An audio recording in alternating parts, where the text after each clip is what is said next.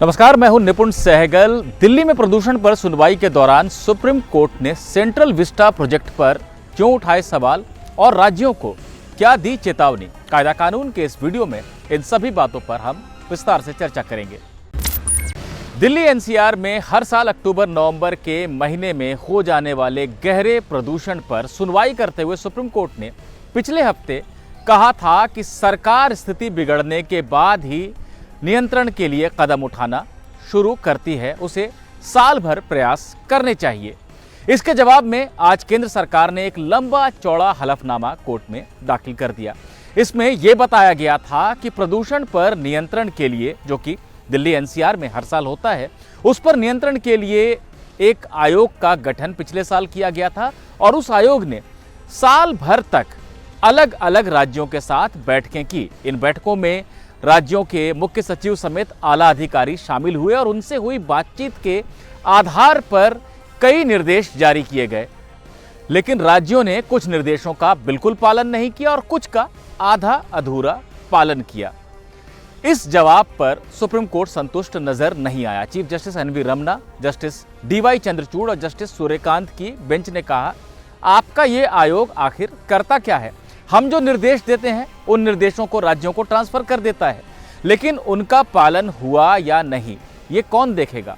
जजों ने आगे राज्यों को चेतावनी देते हुए कहा कि हमें आप ये बताइए कि आपने आयोग के निर्देशों का कितना पालन किया है और कौन सी बातें ऐसी हैं जिनका पालन नहीं किया गया है, क्योंकि ये पूरी व्यवस्था बेअसर साबित हो रही है। ऐसे में हम एक टास्क फोर्स का गठन कर सकते हैं जो ये सुनिश्चित करेगा कि सभी राज्य प्रदूषण पर दिए गए निर्देशों का पालन करें।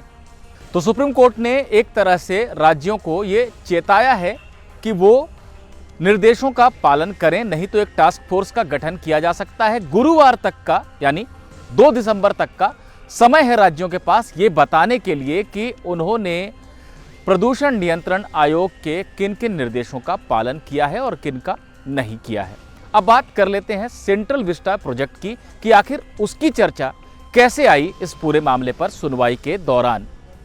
दरअसल सुप्रीम कोर्ट ने पिछले हफ्ते दिल्ली एनसीआर में सभी गैर जरूरी निर्माण कार्यों पर रोक लगा दी थी। यानी कोर्ट ने कहा था कि जो बहुत आवश्यक निर्माण कार्य नहीं है उसे छोड़कर हर तरह का निर्माण कार्य अभी रोक दिया जाए, क्योंकि उसके चलते धूल उड़ती है और धूल से प्रदूषण में काफी असर पड़ता है।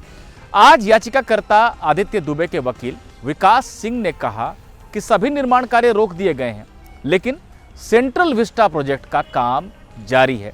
सेंट्रल विस्टा प्रोजेक्ट, आपको बता दें कि नए संसद भवन और तमाम सरकारी इमारतों के निर्माण से जुड़ी केंद्र सरकार की एक बहुत महत्वाकांक्षी परियोजना है। विकास सिंह ने इसी परियोजना पर सवाल उठाए और कहा कि जब सब कुछ रोक दिया गया है तो सेंट्रल विस्टा प्रोजेक्ट क्यों चल रहा है? केंद्र सरकार से इस पर जवाब मांगा जाना चाहिए, क्योंकि हम नहीं समझते कि ये इतना अति आवश्यक है कि लोगों के जीवन से समझौता करके, उनके स्वास्थ्य से समझौता करके इस निर्माण कार्य को जारी रखा जाए।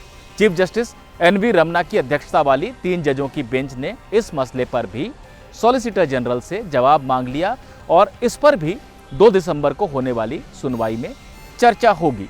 कोर्ट ने सभी राज्यों से एक और बात बताने को कही है, वो ये कि निर्माण कार्य रोक देने से जिन मजदूरों का जीवन प्रभावित हुआ है या जिनकी आमदनी प्रभावित हुई है, उन्हें मुआवजा देने के लिए राज्य सरकारें क्या कदम उठा रही हैं। तो केंद्र सरकार के साथ साथ सभी राज्यों को जो कि दिल्ली एनसीआर से सटे हुए हैं, यानी दिल्ली, यूपी, हरियाणा, पंजाब और राजस्थान को सुप्रीम कोर्ट ने नोटिस जारी किया है। ये बताने को कहा है कि आयोग के किन निर्देशों का पालन हुआ है, जो निर्माण कार्य से जुड़े मजदूर हैं उनको मुआवजा देने को लेकर क्या किया जा रहा है, और केंद्र को खास तौर पर यह बताना है कि सेंट्रल विस्टा प्रोजेक्ट का काम उसने क्यों जारी रखा हुआ है। अगली सुनवाई पूरे मामले की गुरुवार 2 दिसंबर को होगी।